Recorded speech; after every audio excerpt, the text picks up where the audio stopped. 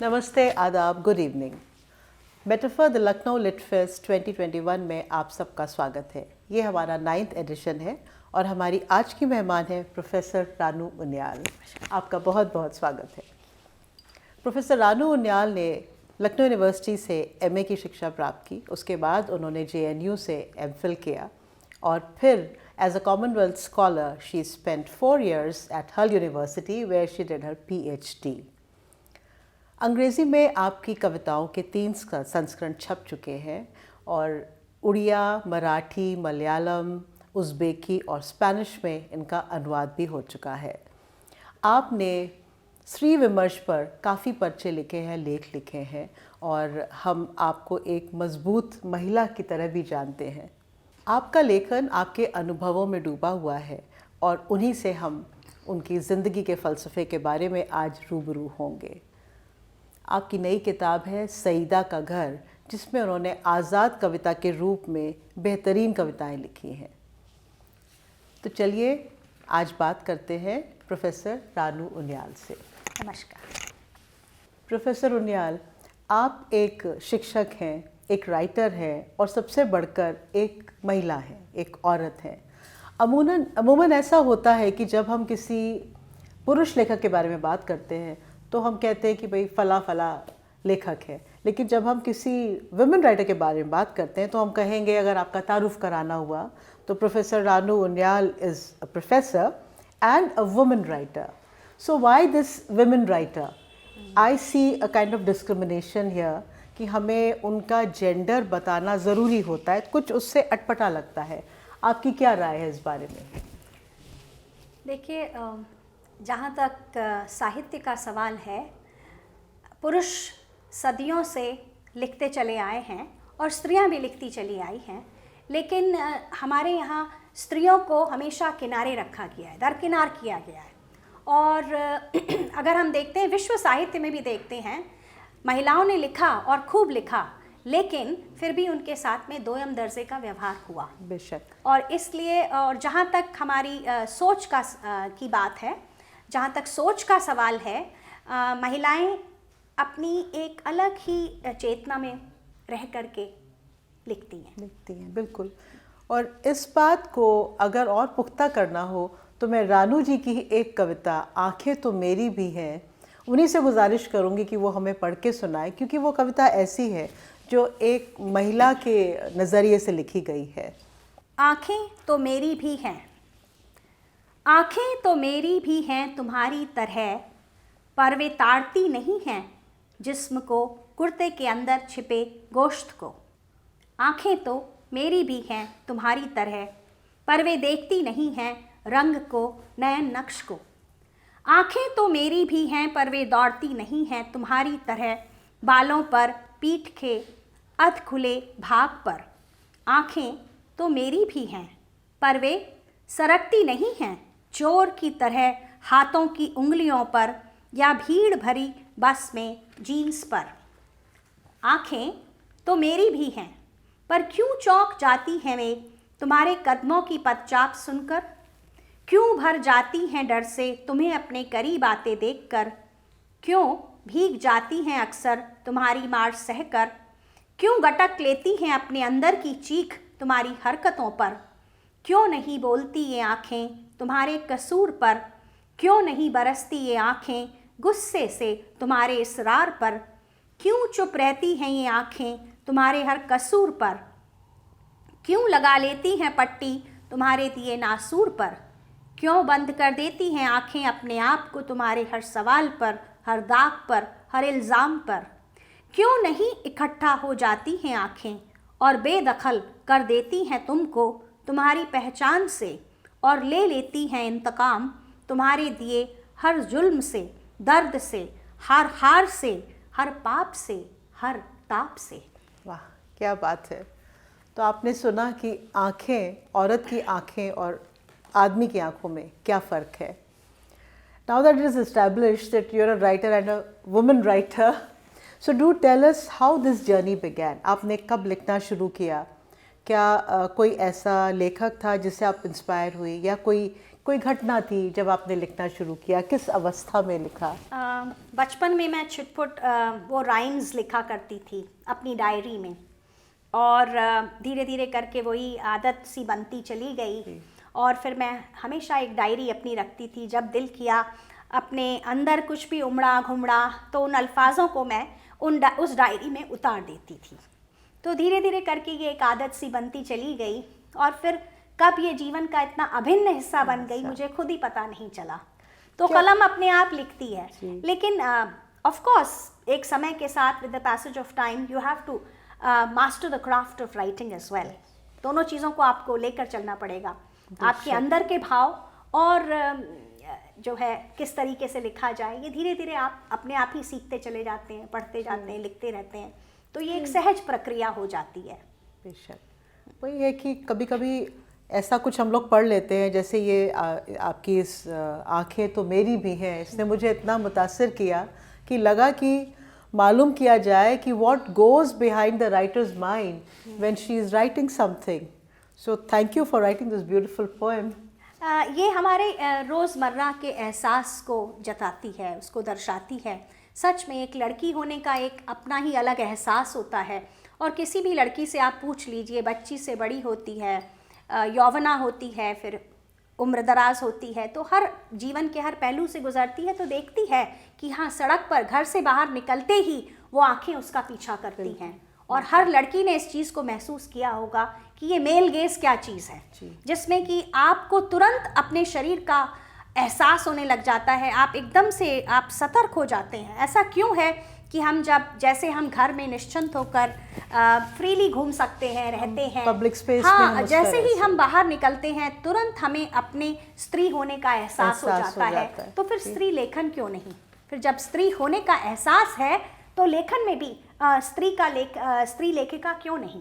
क्योंकि वो लिखती ही उन अनुभवों को है, उन जज्बातों को है, उन हादसों को है, उन पलों को है जो कि उसने जिया है। बिल्कुल। Do you ever revisit your writings जो आपने बहुत पहले लिखी हैं? कभी लगता है कि पीछे मुड़कर देखें कि हमने इस अवस्था में ये लिखा, उसके बाद ये लिखा, तो कैसा लगता है? जैसे I think life itself is an evolution. We evolve. We never remain static. We never remain fixed at one place. We grow with each experience. And I think as a writer, as a human being, as a woman, we have all gone through various journeys. It's not just one journey from being a young girl to an adolescent, and then becoming a student, and then a teacher, and then a mother, and then there are so many roles that we play in life, and as we play each of these roles, we tend to evolve. And evolution is a natural process. Yes. So it's the same thing with a writer also. Unless you evolve, how can you remain, how can you grow? Because evolution is a sign of growth. वो तो हमको पता है, क्योंकि आपकी कितनी किताबें यहाँ हैं और उधर रखी हैं जिसमें आपने लिखा है, आपका लिखा हुआ छपा है और छपता जा रहा है साल दर साल। तो वो एक एवोल्यूशनरी आपकी जर्नी है, वो एक अंदर की यात्रा है। मेरे ख्याल से लेखक की यात्रा जो है अंदर की यात्रा है। ये बाहर से शुरू होती है और सीधे आपको फिर अपने अंतर से मिलाती है। रानू जी मुख्यतः उत्तराखंड से है, तो जब भी हम किसी लेखक से बात करते हैं जो कि कुमाऊं गढ़वाल से होते हैं, तो उनसे पूछते हैं कि क्या आपका सुमित्रा नंदन पंत जी या शिवानी जी से कोई संबंध रहा है या आप उनसे इंस्पायर हुई है? तो आप बताइए रानू जी, क्या ऐसा कुछ रहा है? बिल्कुल। जहाँ तक मेरे अपने बैकग्राउंड का सवाल है, मेरी पैदाइश तो लखनऊ की ही है, लेकिन मेरे फादर श्रीनगर गढ़वाल से हैं और वहाँ को बिलोंग करते थे, पर उन्होंने आजीवन लखनऊ में ही पढ़ाई करी, नौकरी करी। लेकिन हमारा अपनी जड़ों से हमारा एक गहरा नाता है, एक रिश्ता है, एक अटूट संबंध है। फिर मेरा विवाह इत्तेफाकन जिस व्यक्ति से हुआ वो कुमाऊं को बिलोंग करते हैं, तो उत्तराखंड में कुमाऊं और गढ़वाल दोनों से मेरा एक बहुत ही अपना एक निजी संबंध है, एक अपनापा है, और मैं अक्सर जाती हूँ, जुड़ी हुई हूँ वहाँ से। और जी, आपने सही कहा कि शिवानी मेरी बहुत ही पसंदीदा कहानीकार हैं और उनके लेखन को मैंने जिया है, उसको पढ़ा है, बचपन से ही शुरू कर दिया था। 14 फेरे मेरी पहली किताब थी जो मैंने शिवानी की पढ़ी थी, और मुझे याद है शायद तब मैं 7th या 8th में पढ़ती होंगी, और उस समय मैंने वो किताब पढ़ी। फिर उसके बाद मैंने कम से कम 15 बार वो कहानी वो पढ़ी थी, 14 फेल। उसमें मतलब it was height of romanticism in that text. तो मुझे इतनी पसंद आई थी वो। और प्लस शिवानी का जो भाषा पे कमांड है, क्या वो लिखती हैं कि मतलब एकदम फूल की तरह उनके शब्द झड़ते हैं, और लेखनी पे ऐसा उनका अद्भुत कमांड है। और उनके जो कैरेक्टर्स हैं, उन्होंने जिन चरित्रों को अपनी कहानियों में अपने उपन्यासों में जिया है, वो कितने अद्भुत हैं, कितने निराले हैं, और देखिए हमारे ट्रैजिक है, ट्रेजेडी कितनी ज्यादा है उसमें। मतलब वो चीजें सब मुझे बहुत करीब। I have felt very close to the writings of Shivani. And why only Shivani, also writers like Ruskin Bond है तो इंग्लैंड के, लेकिन सारी जिंदगी उन्होंने मसूरी में बिताई, और उन्होंने वहाँ के लैंडस्केप को और वहाँ के प्रकृति को का जो वर्णन किया है, वो बहुत अद्भुत है। बिल्कुल। तो शिवानी में जो महिला चरित्र है खास तौर से, और ना सिर्फ कि नवयौवना, उन्होंने जो घर में चाची बुआ, जो हमारे इर्द गिर्द जो रिश्ते हैं, उनको बखूबी लिखा है। तो क्या आपको ऐसा लगता है कि एक औरत की जो स्ट्रेंथ है वो इन रिश्तों से आती है? हम लोग कमज़ोर मानते हैं औरत को, लेकिन शिवानी के जो महिला कैरेक्टर्स हैं, दे आर वेरी स्ट्रॉन्ग। और आपने तो एक किताब लिखी है कि स्त्रियां क्यों लिखती हैं, उसमें आपकी कविता छपी है, it is all about women empowerment. तो आप शिवानी और अपने लेखन को कैसे जोड़ती हैं? बिल्कुल नहीं जोड़ सकते, क्योंकि कहाँ उनका लेखन इतना अद्भुत है, इतनी उसमें विविधता है।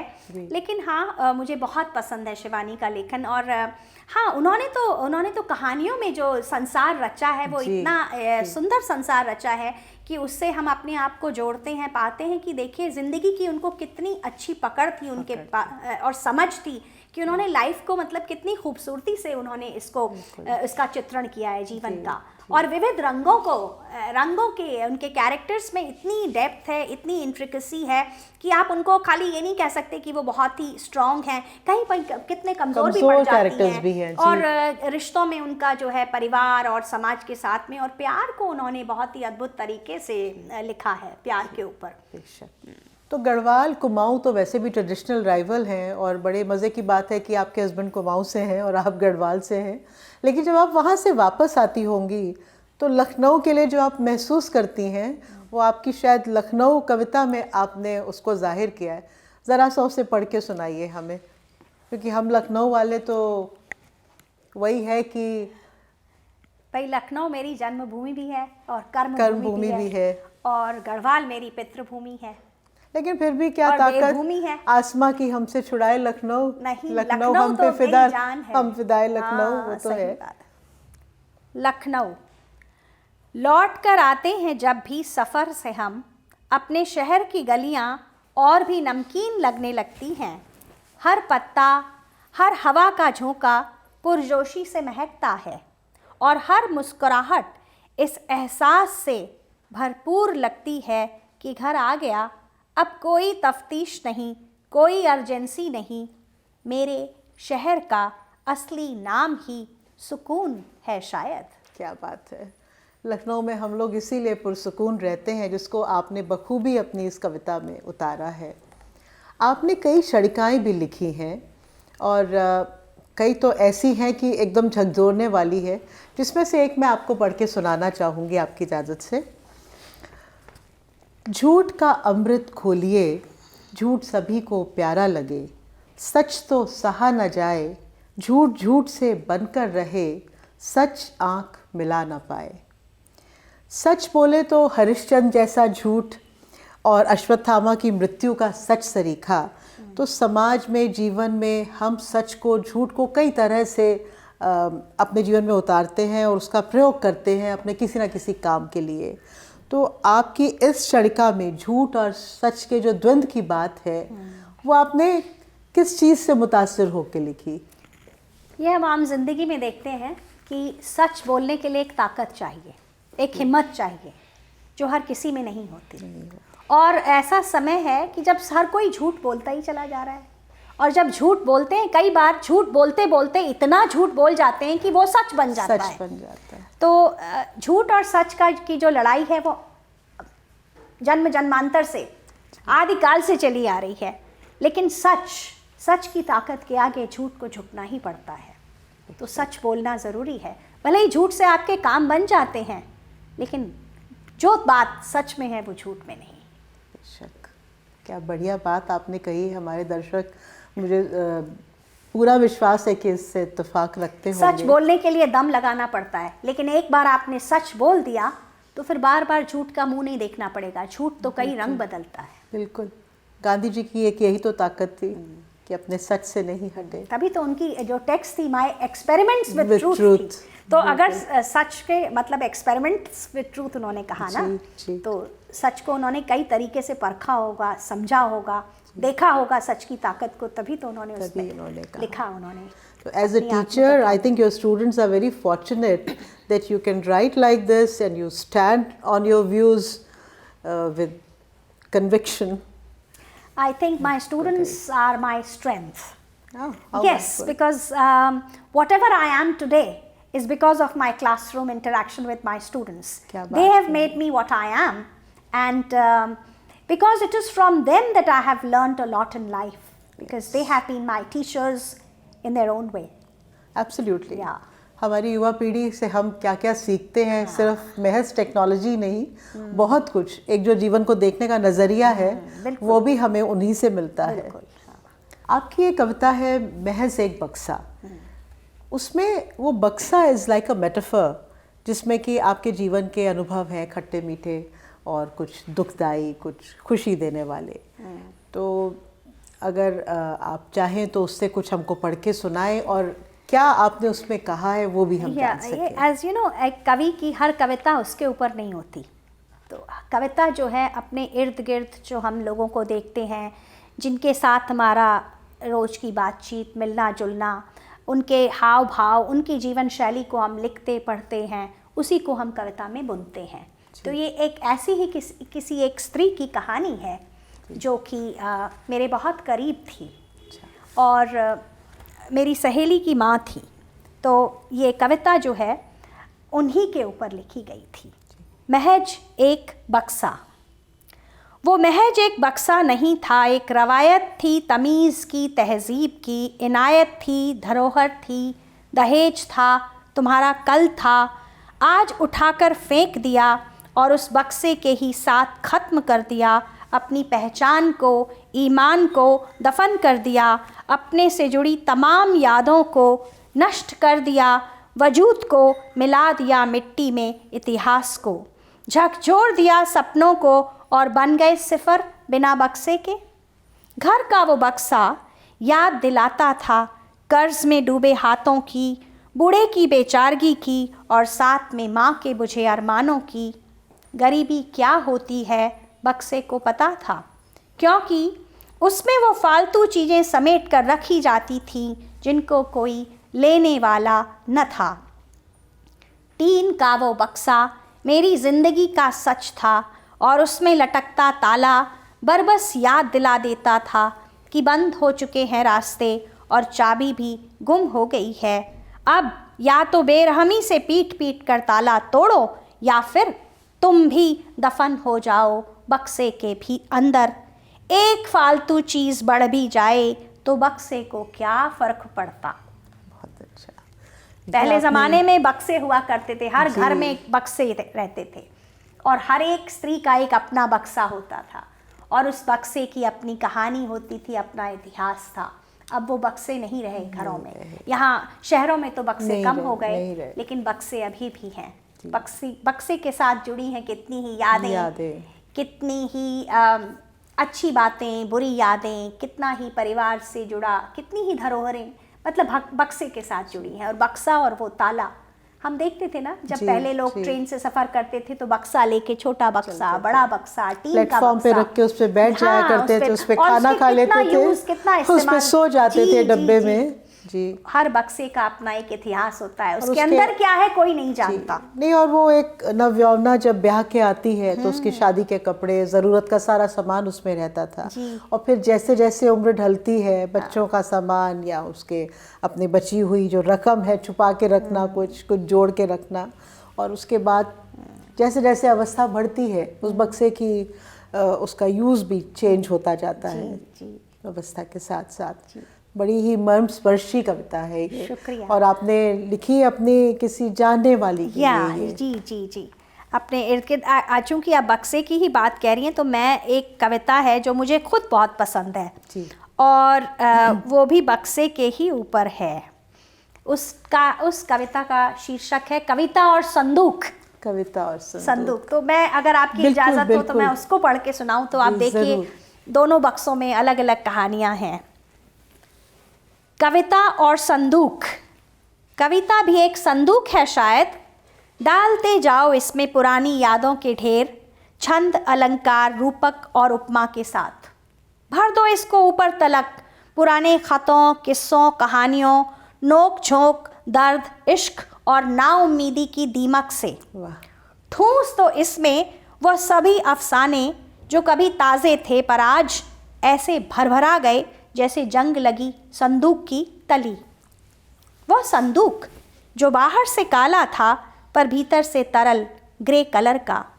ऐसा ही एक संदूक माँ भी लाई थी अपने मायके से शादी के दिन, और सहेज कर रखा था उसने उस संदूक को ता जिंदगी। जब तब खंगालती थी उस संदूक को और बांटती रहती थी पुरानी साड़ियाँ, पैकेट में रखे 10-10 के नोट, कभी बादाम किशमिश मुट्ठी भर। नहीं देखने देती थी पुराने दस्तावेज़ या कुछ एक खत जो पापा ने लिखे थे शादी के बाद, उस वक्त जब माँ गई थी मायके। कई महीनों तलक रही थी वहाँ। टीबी हो गई थी उसे और ससुराल वालों ने ये कहकर भेज दिया था कि सरने वाली बीमारी है ये। माँ लौटी तो ठीक होकर व्यस्त हो गई घर बार में, बच्चे, पति, ससुराल। भूल गई कि वह बीमारी से उठी है और सावधान रहना है उसे पूरी जिंदगी। संवारती रही हम सबको और सहेज कर रखती गई हर खास चीज़ को संदूक के भीतर। मैंने सारी जिंदगी देखा माँ को उस संदूक के करीब, बड़ा सा ताला इतना भारी कि मुझसे उठाए ना उठता था बचपन में। वक्त के साथ माँ भी बूढ़ी हो गई और संदूक खोलना उसके लिए मुश्किल। और तो और शायद चाबी भी खो दी उसने एक दिन।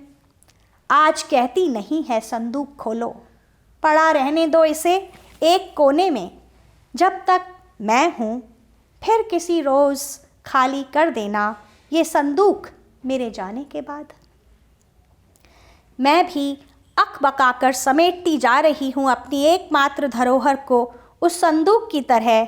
भीतर और भारी हो गई हूँ मैं भी उस संदूक की तरह। चाबी मिले तो मैं भी शायद दिल खोल कर दे सकूँ तुम्हें अपने कल का हिसाब। क्या बात है। आपने संदूक को मेटाफर बना के अपना और अपनी माँ की पूरी ज़िंदगी का एक फ़लसफ़ा यहाँ पे दिया। बहुत ही अच्छी मर्मस्पर्शी कविता। और रानू जी ने जहाँ इतनी संजीदगी से ज़िंदगी के कई पहलुओं पर लिखा है, इनकी कुछ कविताओं में हास्य का भी पुट मिलता है, जिसमें से एक है पति और एक और कविता है जो मुझे बहुत पसंद आई, और जैसा मैं सोचती हूँ। आप प्लीज़ इसको पढ़ के सुनाएं। माहौल भी थोड़ा सा दुखी दुखी हो रहा है तो हम लोग कुछ हंसने हंसाने की बात करें। पति सुनाऊं? पति। ऐसा तो हो नहीं सकता कि एक पसंद नहीं तो दूसरा उठा लो। उस कविता या किताब की तरह जो रख दी जाती है कुछ घंटों या कभी कुछ मिनट के बाद ये कहकर कि जमी नहीं। ऐसा तो हो नहीं सकता कि एक ना पचे तो दूसरी बना लो। उस रोटी की तरह जो कच्ची थी शायद, तभी ना घी चुपड़कर पराठा बना लिया और दही के साथ गटक गए। ऐसा तो हो नहीं सकता कि एक ना फिट हो तो दूसरी सिला दो। उस सलवार की तरह जो ऑर्डर तो की थी शादी पर बन गई पठान। वो तो बस एक ही है, सदा एक सा, एक तरफा, एक बाजू, मेरा आधा या मैं उसकी आधी।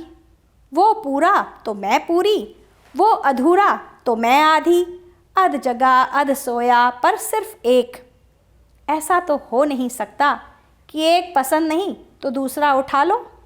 पूरा या आधा है तो बस वही एक, जो मुझसे और मैं उससे भर पाए या भरपूर? बहुत बढ़िया. It's not something that you can trade for another person, right? So we get to know that there. I wish there were some options that we could trade things or people, but that is not to be, because आपके बिना वो अधूरे और उनके बिना हम अधूरे, वैसा कुछ है. कुछ लोग ये भी कहेंगे कि ना तुझको और ना मुझको ठौर, but we leave it to the people to imagine what is best here, what is best suited to this poem. और एक और कविता है जिसमें हम पता लगाते हैं कि रानू जी और क्या क्या सोचती हैं. इसका शीर्षक है मैं सोचती हूँ. मैं सोचती हूँ. मैं सोचती हूँ क्या हर्ज है अगर रात ने जगकर बातें कर ली और सुबह चादर तान कर सो गई. मैं सोचती हूँ क्या हर्ज है अगर दिन की जगह रातों को सूरज दिख गया और दिन भर सेंकते रहे चांद की चांदनी. मैं सोचती हूँ क्या हर्ज है अगर बाजार न जाकर घर का रुख कर लिया और घर को ही दुकान समझकर सौदा कर दिया. मैं सोचती हूँ क्या हर्ज है अगर रोटी बगैर शोरबे के निगल ली और शोरबा पेशाब समझकर बहा दिया. मैं सोचती हूँ क्या हर्ज है गैर जो नॉर्मल कहलाते हैं उनके भी एक दिन दिमाग के ताले बंद कर दिए जाएं और बंद दिमाग वाले एबनॉर्मल ही उसे एक दिन दुनिया को चलाएं. क्या हर्ज है अगर उनके चलते साहूकार कुत्तों की तरह हाँफते नजर आएं और कुत्ते पलंग पर चादर ताने बीवियों की बाहों में गुलछर्रे उड़ाएं. बताइए सही क्या हर्ज है.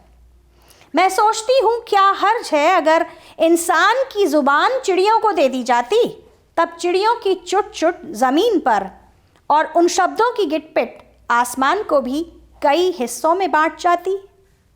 मैं सोचती हूँ क्या हर्ज है अगर आकाश और समंदर का मेल हो जाता तो धरती का ही बना लेते अनमोल छाता. तितलियाँ चलती ज़मीन पर और आकाश में नज़र आते कितने ही खच्चर. वाह, एक बिल्कुल शैतान बच्ची की तरह ये कविता लिखी गई है कि अगर ऐसा होता तो कैसा होता, right.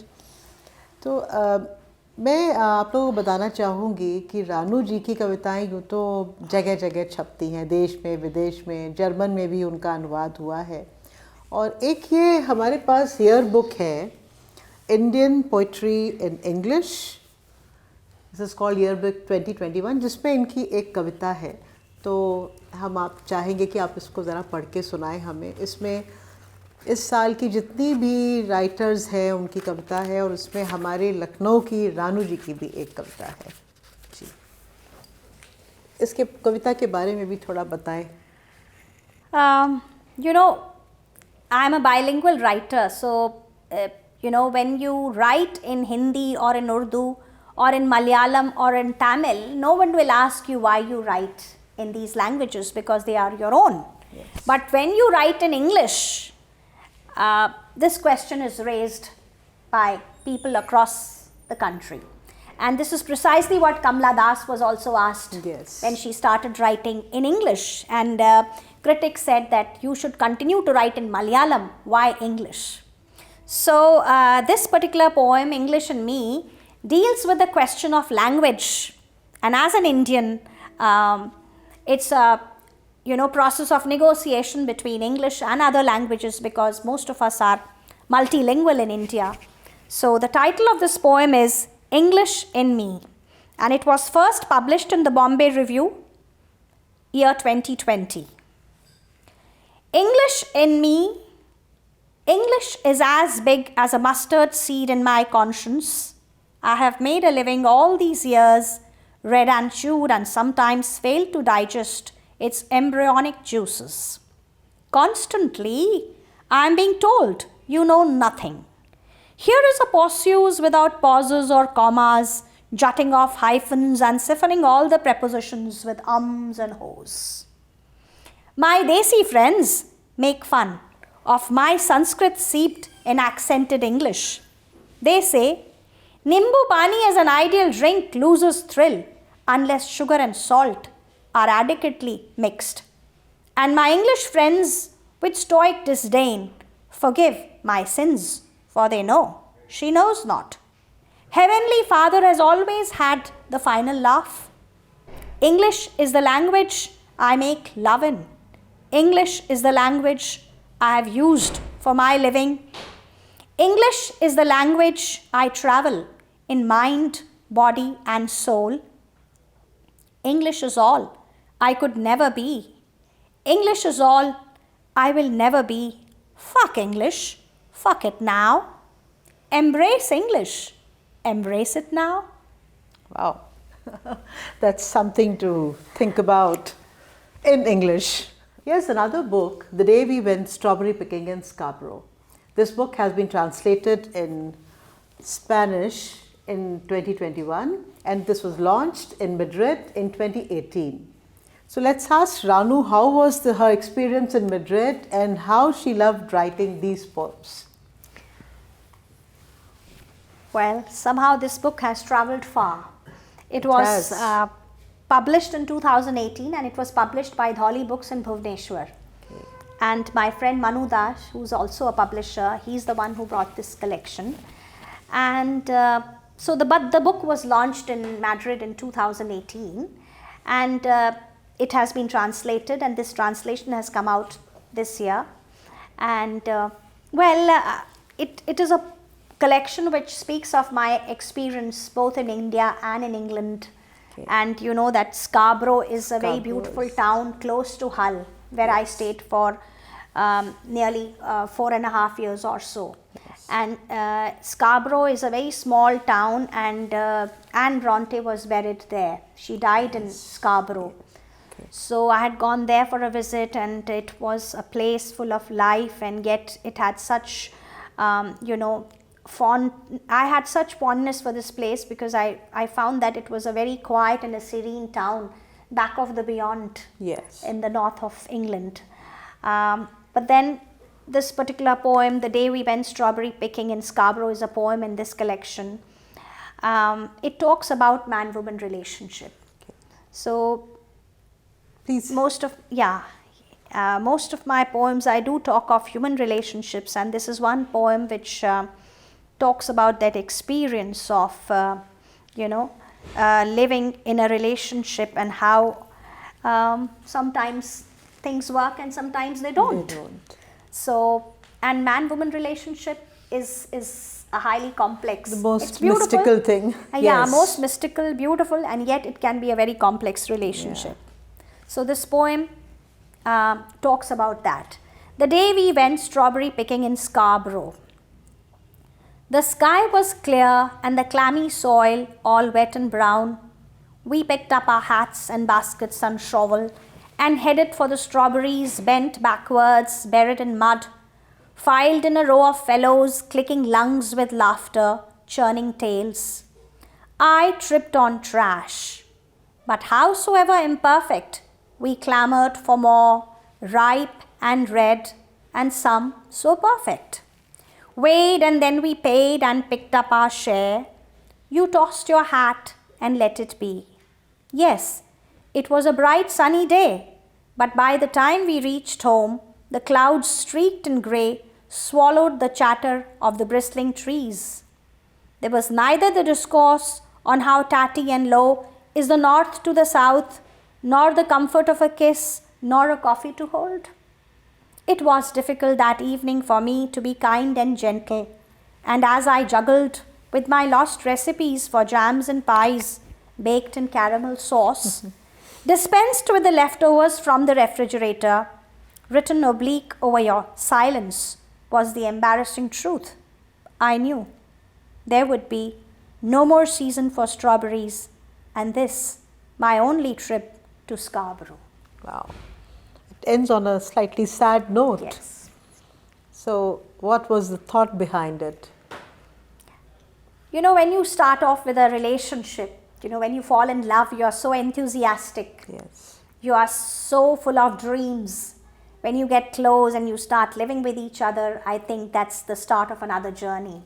Yeah. And then when you confront reality, you confront truth, you find that it's not all hunky-dory. Yeah. And then suddenly you wake up and you feel, oh, he's not what I expected him to be.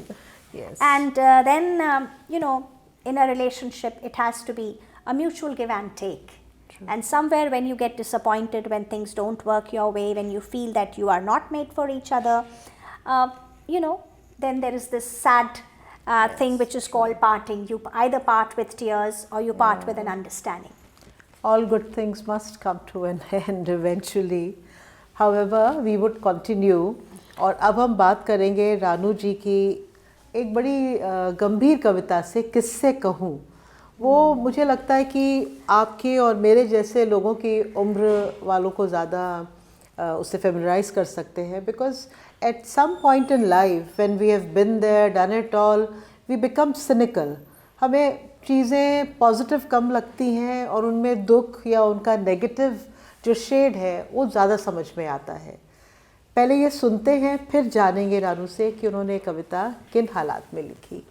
किससे कहूँ 77। किससे कहूँ, किससे कहूँ कि अब बहुत थक गई हूँ मैं, आँखों में बस गए हैं कुएं पानी के, जो चाहते तो हैं झरझर बहना, पर थके हुए हैं जैसे किसी कगार पर। किससे कहूँ कि रोज़ रोज़ वही खेल, वही बातें, वही किस्से, वही उपदेश सुन सुनकर थक गई हूँ मैं। किससे कहूँ कि नाउम्मीदी, दहशत, दर्द और मुफलिसी का मंज़र भाता नहीं मुझे, रह रह के उन सब के बीच थक गई हूँ मैं। किससे कहूँ कि रार, तकरार, फटकार और दुत्कार देख कर इनका नज़ारा थक गई हूँ मैं। ये नाउम्मीदी क्यों आ जाती है? What happens on the way? ज़िंदगी में आप देखते हैं ना कि जैसे आपने सोचा है, मतलब आप ज़िंदगी में जब देखते हैं ना, इसी अब पैंडेमिक के दौरान आपने देखा कि कितना दर्द, लॉस ऑफ लाइफ, कहीं ना कहीं कितने बिछोह जिसे कहते हैं, और बीमारी, तकलीफ़, गरीबी, ये सब जो है ज़िंदगी के में जब आता है तो मतलब एक तूफ़ान सा आता है, एक सैलाब सा आता है। तो आप देखते हैं कि देखिए खुशियों के पल 2-4 और दुख हज़ार। ख़ासकर इस कोविड के दौरान कितने लोगों ने अपनों को छोड़ा है, कैसे कैसे मंज़र दिखाई पड़े, टेलीविज़न पे देखा, अपने अस्पतालों में देखा, सड़कों पे देखा, खाने को नहीं है, 2 जून कपड़ा नहीं है, नौकरी नहीं है। आप देखिए मतलब कि कितना अभाव है हर तरफ, और उस अभावग्रस्त ज़िंदगी में आप देखेंगे नहीं कि आप किससे कहें कि क्या कहा जाए। मतलब अंदर का आप दुख दर्द आप बांट नहीं सकते थे अपनों का भी। देखिए आप चाह करके भी आप किसी को बहुत, क्योंकि आप नहीं जा सकते थे कोविड पैंडमिक के दौरान अपनों के, तो कहीं ना कहीं आप अपने आप को एक आप निराशा एक आपके अंदर आई जाती है। आप जैसा मंजर देखते हैं, इतना इंडिफरेंस भी देखते हैं लोगों का, आप चाहते हैं बहुत कुछ करना, आप कर नहीं पाते हैं, आप अपने प्यारों के पास नहीं जा पाए और ऐसे ही लोग चले गए। आपने देखा कि कैसा मंजर था हमारे अपने शहर का भी, जब ये बीमारी फैली, जिस तरीके से हर घर से एक आह निकलती थी। तो ये दुख दर्द, ये तो मतलब जैसे इतना अभिन्न हिस्सा है जीवन का, तो इस दुख को बांटने वाला कौन है? तो किससे कहा जाए कि आप कैसा महसूस कर रहे हैं। और हर लेखक अपने अंदर एक अलग ही ज़िंदगी जीता है। हम कई मुखौटों में रहते हैं, हम कई अपने को मतलब कितने ही पर्दों में ढक करके चलते हैं। एक अंदर का एक कोना है जो कराहता है, जो एक जिसको एक प्यार की एक झलक काफ़ी होती है, किसी से कुछ कहना है। आप देखिए तो आखिर में एक अंदर की ज़िंदगी, एक अंदर की लड़ाई हर एक इंसान के अंदर चलती है, हर स्त्री के अंदर। और खाली स्त्री के अंदर ही नहीं, पुरुष के अंदर भी एक अपनी लड़ाई होगी, एक अपना, उसके भी अपने सपने होंगे, अपने उसकी डिज़ायर्स होंगी, ड्रीम्स होंगी, है ना। कितना कुछ अंदर चलता है, अंदर जो घट रहा है उसको हम एक कवि होने के नाते शब्दों में लिखते हैं, उसको जो महसूस किया है उसी को लिखा है। और सच बात है, आप कुरेदिए तो देखिए आंसुओं से भरी हुई है ज़िंदगी, पर वैसे ज़िंदगी खुश, एक सुख सागर भी है तो दुख सागर भी है। यही इसकी खूबसूरती है, यही जीवन का अटूट सत्य है कि कभी खुशी कभी गम। कितनी सहजता से रानू जी ने ज़िंदगी के उतार चढ़ाव को इस कविता में उतारा है, और यही कारण है कि आपका नाम देश की बड़ी बड़ी लेखिकाओं के शुमार है। और हमारे सामने एक किताब है, आखिर क्यों लिखती हैं स्त्रियाँ। तो लखनऊ की मुखरित और बहुमुखी लेखिका रानू उनियाल जी का इसमें एक लेख है जो कि मैं आपसे गुजारिश करूंगी थोड़ा हमें पढ़ के सुनाएं कि क्यों लिखती हैं स्त्रियाँ, क्या ज़रूरत है, गहने पहनिए, गहने तुड़वाइए, बनवाइए, शॉपिंग कीजिए, लिखना क्यों ज़रूरी है आपके लिए। ये मैं सबसे पहले बता दूं कि इसका संपादन जो है रजनी गुप्त, मेरी एक बहुत प्रिय सहेली हैं, सुभाष राय हरिप्रकाश उपाध्याय ने इसका संपादन किया था 2014 में, और ये किताब निकली थी शिल्पायन से। और इसमें देश की सब बड़ी लेखिकाओं, चित्रा मुद्गल जी, मृदुला गर्ग जी और मैत्रेयी पुष्पा जी, आप सबके लेख हैं। और उसी में हमारी लखनऊ की प्रोफेसर रानू उनियाल का भी एक लेख है जिससे आपको कुछ पढ़ के सुनाएंगे। आज के युग की नारी आगे बढ़ी है तो पीछे रोकी भी गई है।